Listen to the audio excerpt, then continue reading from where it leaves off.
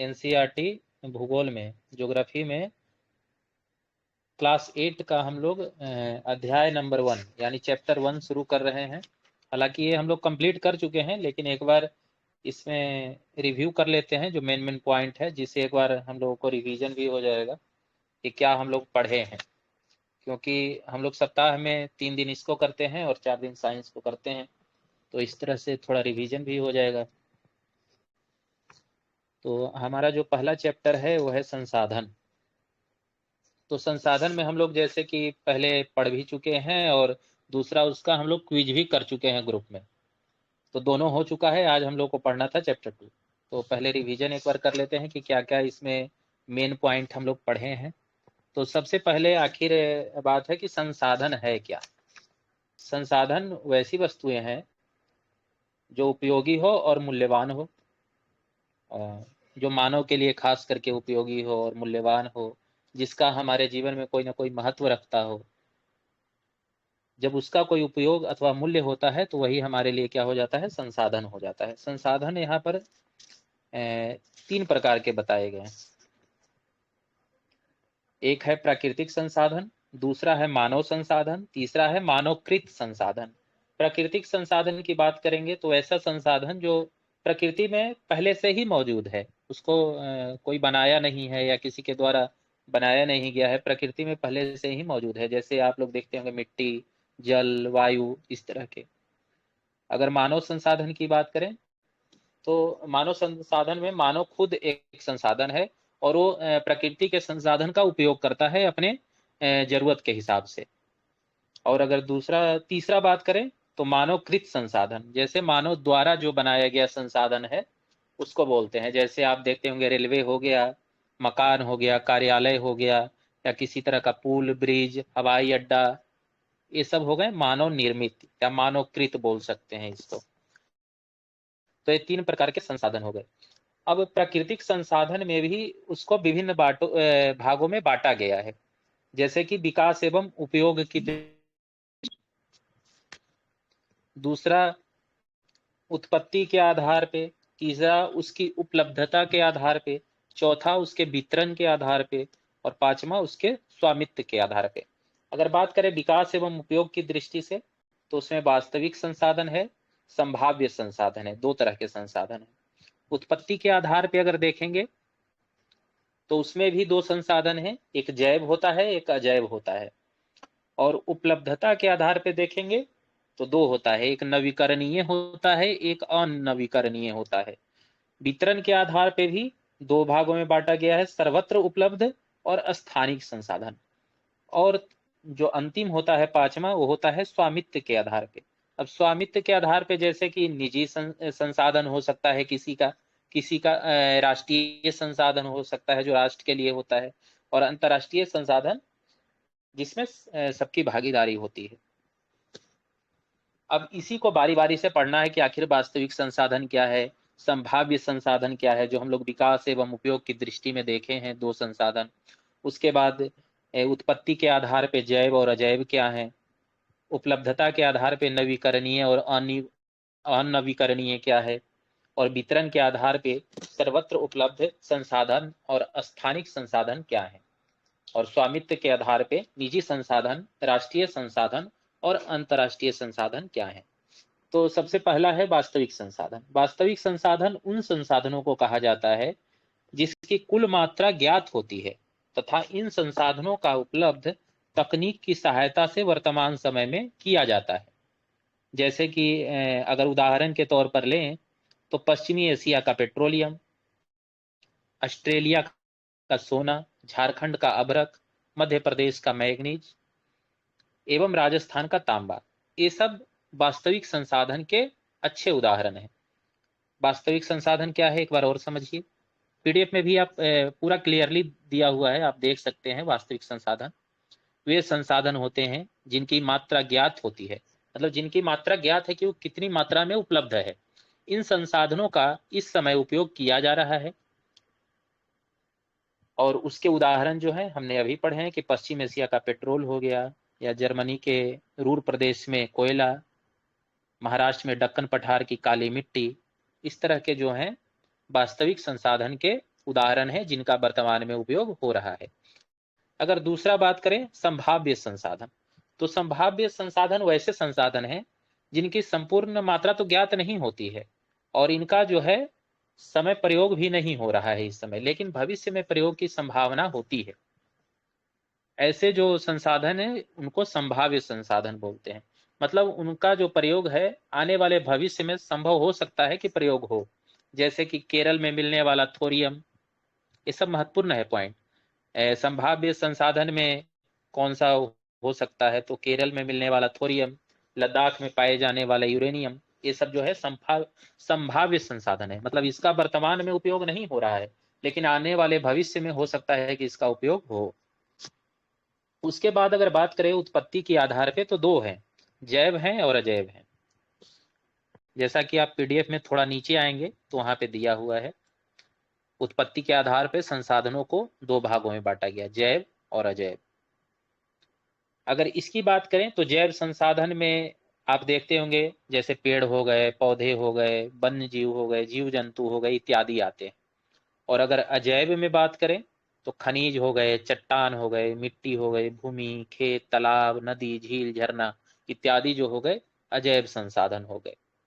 ये दो तरह के संसाधन आपके उत्पत्ति के आधार पे हुए, जो प्रकृति में उत्पत्ति के आधार पे इनको बांटा गया। अगर उसकी बात करें अगला तीसरे की, तो है उपलब्धता के आधार पे। तो उपलब्धता के आधार पे अगर देखा जाए तो दो भागों में बांटा गया है, नवीकरणीय और अनवीकरणीय। जो आप लोग जानते भी होंगे कि नवीकरणीय के अंदर क्या आता है और अनवीकरणीय के अंदर क्या आता है। तो नवीकरणीय संसाधन बोलता है कि वे संसाधन हैं जो शीघ्रता से नवीकृत अथवा पुनः पूरित हो जाते हैं। इनमें कुछ असीमित है और उन पर मानवीय क्रियाओं का प्रभाव नहीं होता है, जैसे कि सौर और पवन ऊर्जा जो असीमित है, जो कभी खत्म नहीं होने वाले हैं। होंगे, अब कब खत्म होंगे ये नहीं पता, लेकिन अभी किसी को नहीं पता कि कब खत्म होंगे। लेकिन फिर भी कुछ नवीकरणीय संसाधन जैसे कि जल, मृदा, वन की लापरवाही से किया गया उपयोग उनके भंडारण को प्रभावित कर रहा है।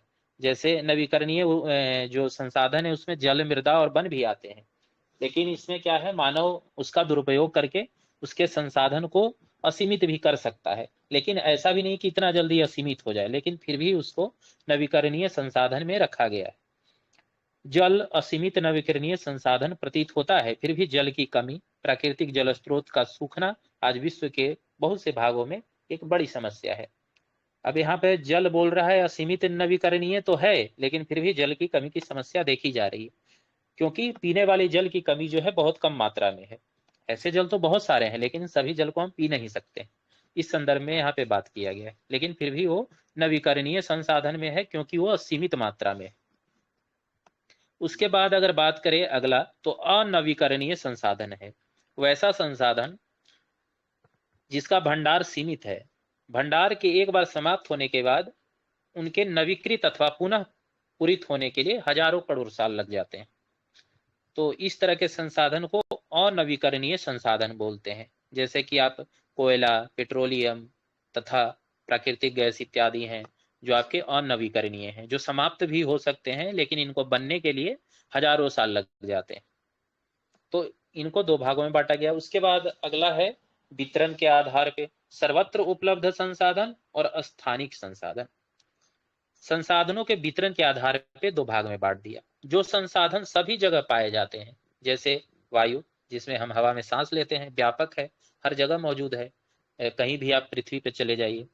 लेकिन वे संसाधन जो कुछ निश्चित स्थानों पर ही पाए जाते हैं, वैसे संसाधन को स्थानिक संसाधन कहते हैं। जैसे कि तांबा हो गया, लोह हो गया, या इत्यादि, सोना हो गया, बहुत सारे ऐसे हैं उदाहरण में जो किसी विशेष स्थान पर पाए जाते हैं, वो सब जगह नहीं पाए जाते, तो उनको बोलते हैं वितरण के आधार पे। अगला है स्वामित्व के आधार पे। अगर अगले चैप्टर में जाएंगे तो उसमें इसको बांटता है स्वामित्व के आधार पे। तो इसमें निजी संसाधन है, जो किसी व्यक्ति का खास संसाधन हो जिसका उस पर हक हो अपना, वो निजी संसाधन हो गया। राष्ट्रीय संसाधन जो किसी राष्ट्र का संसाधन हो, और जो अंतरराष्ट्रीय संसाधन हो गया उस पर पूरे विश्व का हक हो।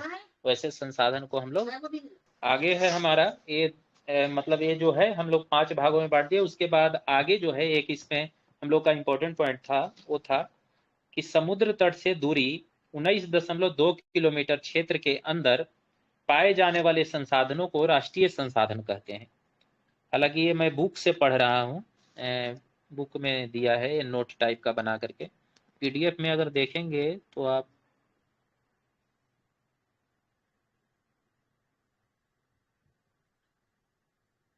पीडीएफ में चीज दिया है या नहीं देखना पड़ेगा, शायद पीडीएफ में नहीं दिया है, लेकिन फिर भी इसको नोट डाउन कर सकते हैं आप लोग। समुद्र तट से दूरी यानी 19.2 किलोमीटर क्षेत्र के अंदर जो पाए जाने वाले संसाधन हैं वो राष्ट्रीय संसाधन के अंदर आते हैं। और अगर 200 किलोमीटर तक के जो क्षेत्र है उसे राष्ट्रीय संपत्ति कहा जाता है। लेकिन 200 मीटर के बाद जो 200 किलोमीटर के बाद जो क्षेत्र होगा वो जो है अंतर्राष्ट्रीय यानी महासागरीय क्षेत्र में आता है, उसको अंतर्राष्ट्रीय संसाधन के अंतर्गत माना जाता है। एक बार और इसको समझिएगा, 19.2 किलोमीटर से अगर 200 किलोमीटर तक का जो क्षेत्र है वो अपवर्जक आर्थिक क्षेत्र होता है, वो राष्ट्रीय संपत्ति मानी जाती है। और जो 200 किलोमीटर से आगे का जो स्थित क्षेत्र होगा वो खुला महासागरीय क्षेत्र कहलाता है, जिसे अंतर्राष्ट्रीय संसाधन के तहत रखा जाता है। तो ये भी इंपॉर्टेंट पॉइंट है, ये हो सकता है सवाल के रूप में किसी न किसी एग्जाम में पूछा जाए, तो इसको नोट डाउन करना है। तो जो मेन पॉइंट था हमारा ये फर्स्ट चैप्टर का इतना ही था, इतना हम लोगों ने कवर किया था और इसका एमसीक्यू किया था। अब हम लोग चैप्टर 2 को आज करेंगे।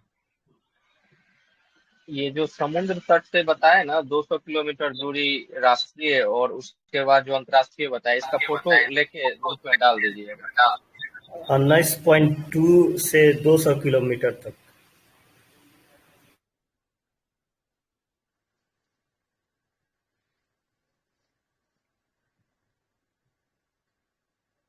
चलिए अब चैप्टर नंबर 2 शुरू करते हैं।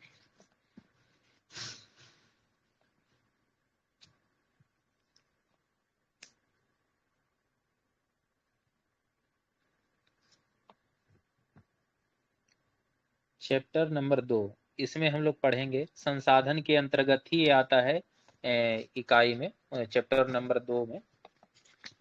इसमें भूमि, मृदा, जल एवं प्राकृतिक वनस्पति और वन्य जीव संसाधन के बारे में हम लोग इस पर पढ़ेंगे।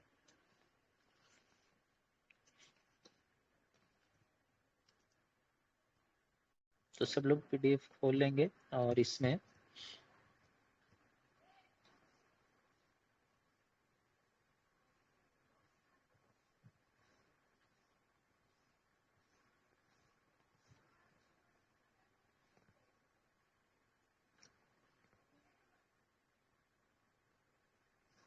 सबसे पहला जो इसमें मेन है यहाँ पे भूमि वाले पीडीएफ में देखेंगे। सभी महत्वपूर्ण प्राकृतिक संसाधनों में भूमि भी शामिल है। भूपृष्ठ के कुल क्षेत्रफल का लगभग 30% भाग भूमि है। जैसा कि सबको पता है कि 70% जो है जल है, तो 30% भाग भूमि है। यही नहीं, इस थोड़े से प्रतिशत के भी सभी भाग आवास योग्य नहीं है, मतलब रहने योग्य नहीं है। अब यहाँ पर अगर बात करें तो कुछ भूमि जो है, भूमि की अगर स्थिति देखें तो उबड़ खाबड़ है, जिसकी स्थलाकृति पर्वतों की तीव्र ढाल हो सकती है, जलाक्रांत संभावित निम्न क्षेत्र हो सकता है, मरुस्थलीय क्षेत्र हो सकता है, सघन वन क्षेत्र सामान्य विरल अथवा निर्जन वन हो सकता है, उर्वरक मैदानों और नदी घाटियों में कृषि के लिए उपयुक्त भूमि उपलब्ध है। इसलिए स्थान विश्व के सघन बसे क्षेत्र में है। मतलब कह रहा है कि भूमि 30% उपलब्धता जरूर है, लेकिन उसमें अनेक प्रकार की चीजें भी हैं, जैसे कि पर्वतों का तीव्र ढाल, उबड़ खाबड़ स्थलाकृति, जलाक्रांत संभावित निम्न क्षेत्र, मरुस्थल क्षेत्र, सघन वन क्षेत्र इत्यादि। लेकिन फिर भी इन क्षेत्रों में विश्व के सघन जो लोग हैं बसे हुए हैं इस क्षेत्रों में। अब भूमि का उपयोग क्या है? तो भूमि का उपयोग विभिन्न कार्यों के लिए किया जाता है, जैसे कि कृषि, वानिकी, खनन, सड़कों और उद्योगों की स्थापना के लिए इसका उपयोग किया जाता है। इसे भूमि उपयोग कहते हैं। अगर यहाँ पर एक ग्राफ में देखेंगे कि भूमि उपयोग के अनुसार क्षेत्रफल का प्रतिशत बांटा गया है कितना हो। ऑस्ट्रेलिया में फसल भूमि कितना है, चारागाह कितने हैं, वन कितने हैं और अन्य उपयोग कितना है, प्रतिशत में मात्रा दिया गया है। उसी तरह ब्राजील, कनाडा, चीन, फ्रांस, भारत, जापान, रूस, यूनाइटेड किंगडम, संयुक्त राज्य अमेरिका और विश्व की पूरी टोटल दी गई कि कितने प्रतिशत स्थलों पर फसल उगाया जा रहा है, फसल भूमि है, कितना चारागाह के लिए उपयोग हो रहा है, कितना वन क्षेत्र फैला है और अन्य क्षेत्र जैसे पहाड़ी हो गए या इस तरह के मरुस्थल हो गए या पर्वतों की ढाल वगैरह हो गई, उबड़ खाबड़ कुछ स्थलाकृति हो गई, उस तरह के जो अन्य उपयोग हो गए वो अन्य क्षेत्रों में हो गए।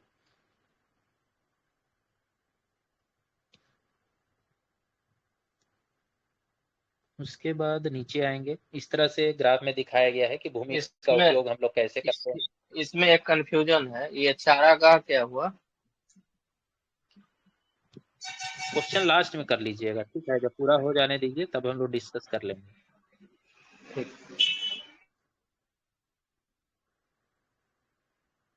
चारागाह उसको बोलते हैं जहां जानवरों के लिए घास का मैदान उगाया जाता है, जहां पर मतलब जानवर जाकर के उस चारा को वो करते हैं, चारागाह उसी को बोलते हैं।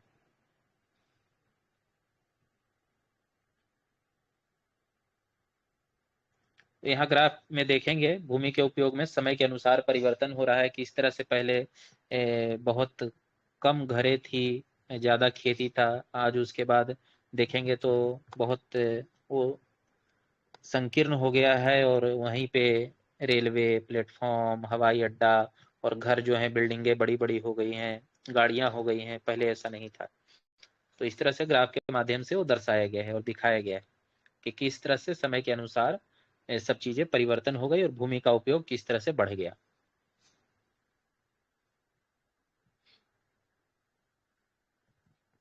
उसके जस्ट नीचे आएंगे तो भूमि संसाधन का संरक्षण, भूमि संसाधन के संरक्षण को हम कैसे बढ़ा सकते हैं, जिस तरह से उसका दुरुपयोग हो रहा है या जिस तरह से भूमि का विनाश ही बोलिए, इंडस्ट्रियां लग रही है या बहुत ज्यादा व्यापक पैमाने पे मिट्टी का ये हो रहा है, हादसे हो रहा है, तो उसकी यहाँ पे बात कर रहा है। तो सबसे पहले भूस्खलन की बात करता है यहाँ पे। भूस्खलन को सामान्य रूप से सैल, मलबा या ढाल से गिरने वाले मिट्टी के बहुत संचलन के रूप में परिभाषित किया गया है। ये प्रायः भूकंप, बाढ़ और ज्वालामुखी के साथ घटित होते हैं। लंबे समय तक भारी वर्षा होने से भूस्खलन होता है। यह नदी के प्रवाह को कुछ समय के लिए अवरुद्ध कर देता है। नदी अवरुद्धता के अचानक फूट पड़ने से निचली घाटियों के आवासों में विध्वंस आ जाता है। पहाड़ी भूभाग में भूस्खलन एक मुख्य और विस्तृत रूप से फैला प्राकृतिक आपदा है जो कि प्रायः जीवन और संपत्ति को आघात पहुंचाता है और चिंता का एक मुख्य विषय है।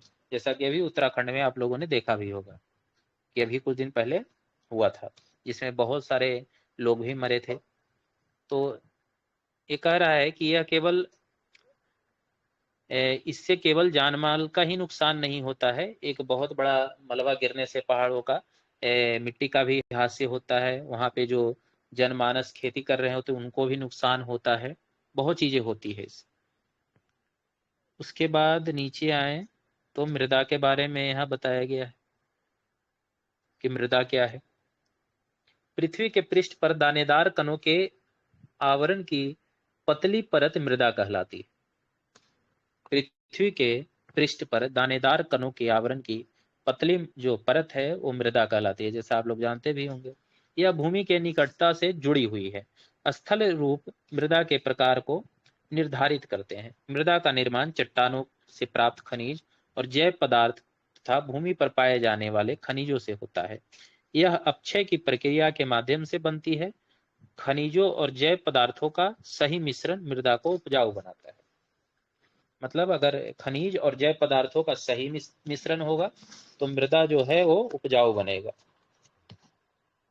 अब यहाँ पे इस मृदा परिच्छेदिका यहाँ पे दर्शाया है।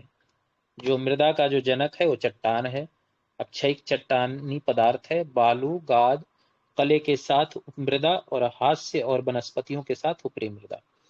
पूरा यह दर्शाया गया है कि किस तरह से मिट्टी का अलग अलग भाग होता है। यहाँ पे ग्राफ में एक बार देखेंगे मृदा निर्माण को प्रभावित करने वाले कारक, मृदा को कौन कितना प्रभावित करता है, किस तरह से। जनक शैल, रंग, गठन, रासायनिक गुणधर्म, खनिज मात्रा, पारगम्यता को निर्धारित करती है। मृदा के उच्चावच, तुंगता और ढाल मृदा के संचयन को निर्धारित करती है। वनस्पति जात, प्राणी जात और सूक्ष्म जीव हुमस निर्माण की दर को प्रभावित करते हैं। समय मृदा परिच्छेदिका की मोटाई को निश्चित करता है। जलवायु, तापमान, वर्षा, अपक्षय और हुमस निर्माण की दर को प्रभावित करता है। तो इस तरह से मृदा को ये जो पांचों घटक हैं वो प्रभावित करते हैं इस तरह से।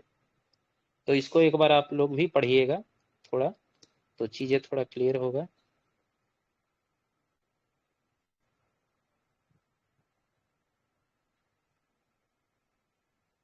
यहाँ क्रियाकलाप में दिया है मृदा निर्माण के कारक के जस्ट बगल में देखेंगे तो भारत में जलोढ़, काली, लाल, लेटेराइट, मरुस्थलीय और पर्वतीय प्रकार की मृदाएं हो सकती है। मतलब इस प्रकार की मृदाएं भारत में हो सकती है।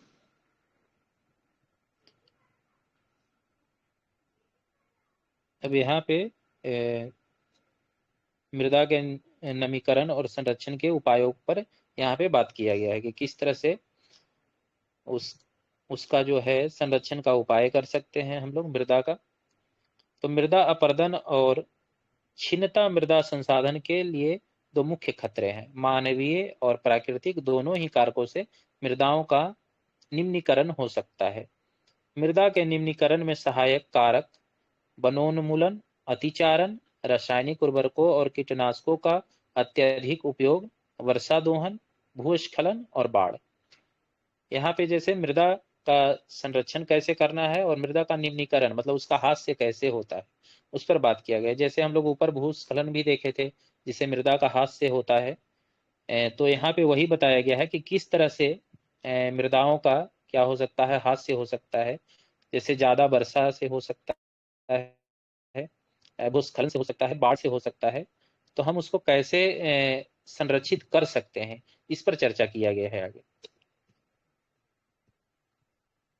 तो यहाँ पे पहला है मल्च बनाना। मल्च पौधे के बीच अनावरित भूमि जैव पदार्थ जैसे प्रबल से ढक दी जाती है, इसे मृदा की आर्द्रता रुक जाती है। मृदा की आर्द्रता मतलब मृदा के अंदर जो पानी है जो उसको नमी बनाए रखता है वो रुक जाता है मल्च बनाने से। पौधों के बीच अनावरित भूमि जैसे पदार्थ जैसे प्रवाल से ढक दी जाती है। उसके बाद दूसरा है वेदिका फॉर्म। चौड़े समतल सोपान अथवा वेदिका तीव्र ढालों पर बनाए जाते हैं ताकि सपाट सतह फसलें उगने के लिए उपलब्ध हो जाए। इनसे पृष्ठीय तनाव, प्रवाह और मृदा अपरदन कम हो जाता है। तो मतलब मृदा को संरक्षित कैसे किया जाए उसका ऐसा उपाय बताया है। हालांकि थोड़ा हिंदी थोड़ा इस तरह से है कि उसको समझ पाना मुश्किल है, बहुत शुद्ध हिंदी है। समोच्चरेखीय जुताई। ये यहाँ पे हरा से जो बता रहा है, हरा से मतलब नुकसान होता है। हाँ नुकसान होता है। हाथ से मतलब नुकसान होता है, हाथ से होना। एक पहाड़ी ढाल पर समोच्च रेखाओं के समानांतर जुटाई ढाल से नीचे बहते जल के लिए एक प्राकृतिक अवरोध का निर्माण करता है। जैसे ऊपर ग्राफ में यहाँ दिखाया गया है। वेदिका फॉर्म देख सकते हैं किस तरह से है। ये उत्तराखंड मतलब पहाड़ी इलाकों में ज्यादा होता है। उत्तराखंड में जाएंगे तो इस तरह का मिलता है, या ही हिमाचल में जाएंगे तो वहां पे भी मिलता है इस तरह का खेती। और ये है जो समोच्च रेखीय जुताई है इस तरह से। फोटो जो है चित्र नंबर 2.6 में। और यहाँ पे देखेंगे तो रक्षक मेखला, ये पेड़ों को लगाया गया है। रक्षक मेखला तटीय प्रदेशों और शुष्क प्रदेशों में पवन गति रोकने के लिए वृक्ष कतारों से लगाए जाते हैं ताकि मृदा आवरण को बचाया जा सके। तो मृदा आवरण को किस तरह से बचाया जा सके, हालांकि ये उन क्षेत्रों के लिए है जहां पे प्राकृतिक ज्यादा नुकसान पहुंचाती है। जैसे वहां पर जल बाढ़ की ज्यादा संभावना है, या भूस्खलन हो रहा है, या वर्षा से दोहन हो रहा है, तो उन जगहों पे इन सब उपायों को किया जा सकता है। क्योंकि ये जो है पहाड़ी क्षेत्र का भाग है। रक्षक मेखला वहां पे बनाया जाता है जहाँ पे पवन गति ज्यादा तेज से चलती है, तो उन प्रदेशों के लिए। अगला यहाँ पे देखेंगे तो समोच्च रेखीय रोधिकाएं। समोच्च रेखाओं पर रेधिकाएं बनाने के लिए पत्थरों, घास, मृदा का उपयोग किया जाता है। रोधिकाओं को सामने जल एकत्र करने के लिए खाइयां बनाई जाती है। तो वहां पे मिट्टी के हादसे को रोकने के लिए पत्थरों, घास और मृदा का उपयोग किया जाता है, और जल को रोकने के लिए खाई पहले बना दिया जाता है, जिससे जल जो है उसका जो धार है वो कम हो जाए और कम मात्रा में आगे बढ़े, जिससे मृदा का अपरदन कम हो। उसके बाद अगला है चट्टान बांध। चट्टान बांध यह जल के प्रवाह को कम करने के लिए बनाए जाते हैं। यह नलियों की रक्षा करते हैं, नालियों की रक्षा करते हैं और मृदा क्षति को रोकते हैं। तो चट्टान बांध हो गया, चट्टानों को बांध के रूप में उपयोग किया जाता है जल प्रवाह को रोकने के लिए। अगला है बीज की फसल उगाना। वर्षा दोहन से मृदा को सुरक्षित रखने के लिए अलग अलग समय पर भिन्न भिन्न फसलें एकांतर कतारों में उगाई जाती है, जो कि मृदा के अपरदन को रोक सके। मतलब बीच बीच में अलग अलग फसल उगा दी जाती है, जिससे मृदा के अपरदन को रोका जा सके। यहाँ पे नोट में दिया है कि आप जानते हैं कि 1975 में मानव उपयोग के लिए जल की खपत 3850 घन किलोमीटर वर्ष थी, जो वर्ष 2000 में बढ़कर 6000 घन किलोमीटर प्रति वर्ष से भी अधिक हो गई। और यहाँ पर एक और तथ्य दिया है, एक टपकता नल एक वर्ष में 1200 लीटर जल व्यर्थ करता है। सोचिए हम लोग कितना बर्बाद करते हैं। अब यहाँ जल के बारे में दिया है।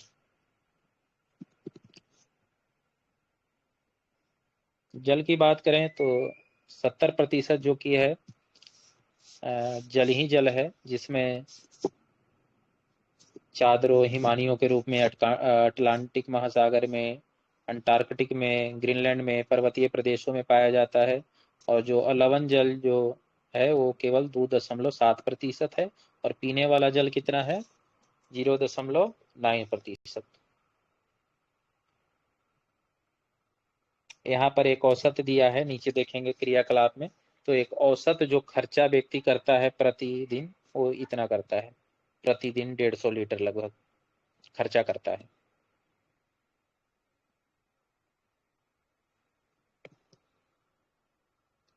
अगला है जल चक्र। जल चक्र क्या है?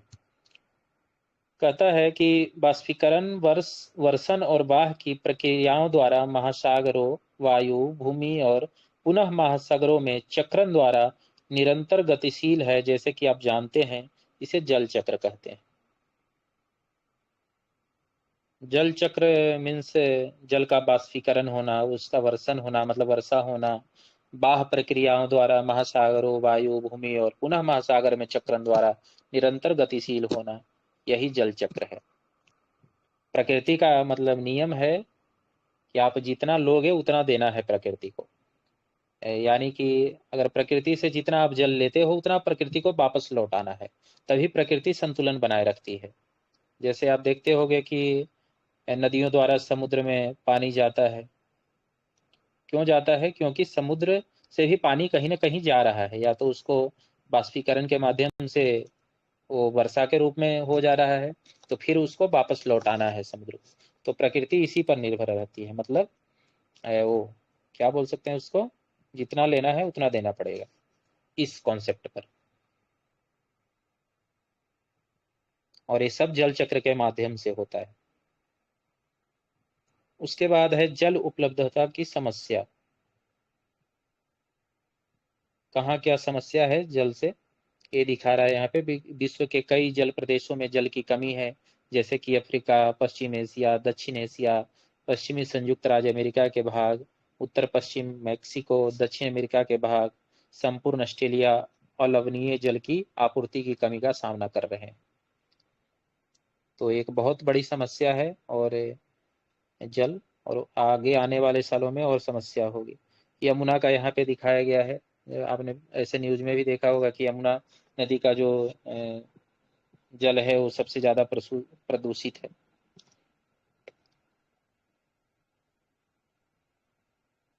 उसके बाद तो आगे बढ़ते जाइए।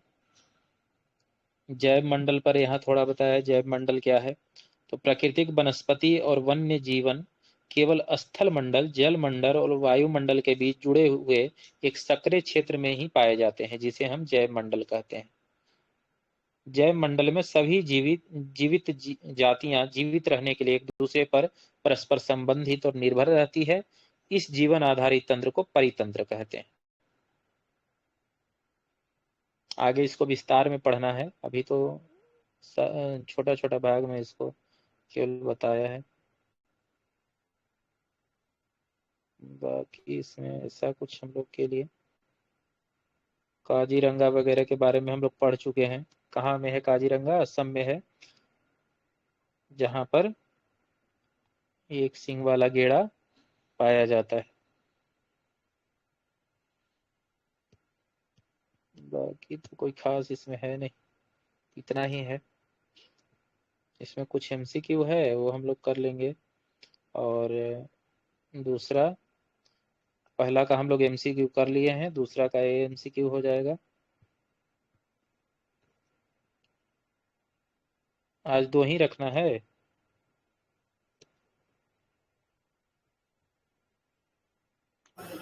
हाँ, 2 ही रहने दीजिए आज।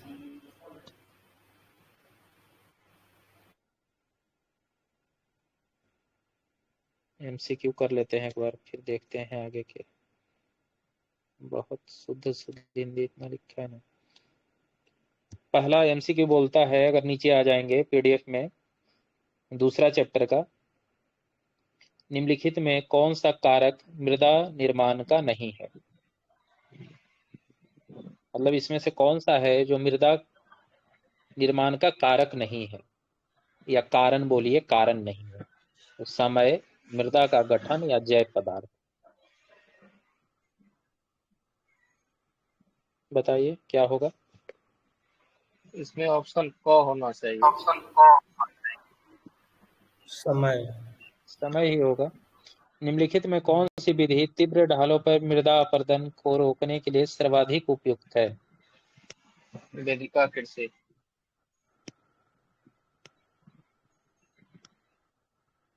तीव्र ढालों पर मृदा अपरदन को रोकने के लिए कौन सा है? रक्षक मेखला, मल्चिंग या वेदिका कृषि? वेदिका कृषि। वेदिका कृषि। वेदिका कृषि।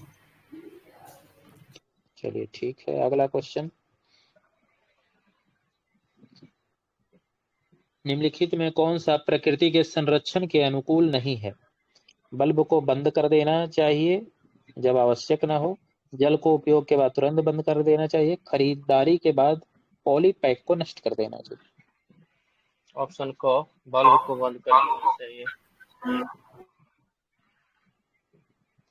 क्योंकि ये दोनों तो साउंड प्रकृति इको के। क्यों आ रहा है? अरे तो आप बताइएगा ना, हमको नहीं पता क्यों हो रहा है। इधर से तो ठीक है मेरी तरफ से।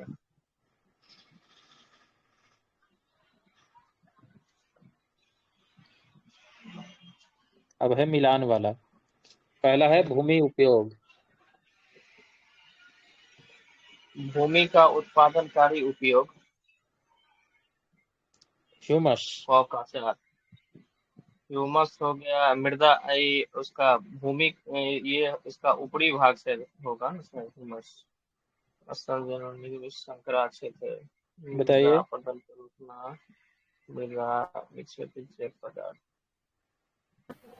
जैव मंडल का दूसरा हो जाएगा।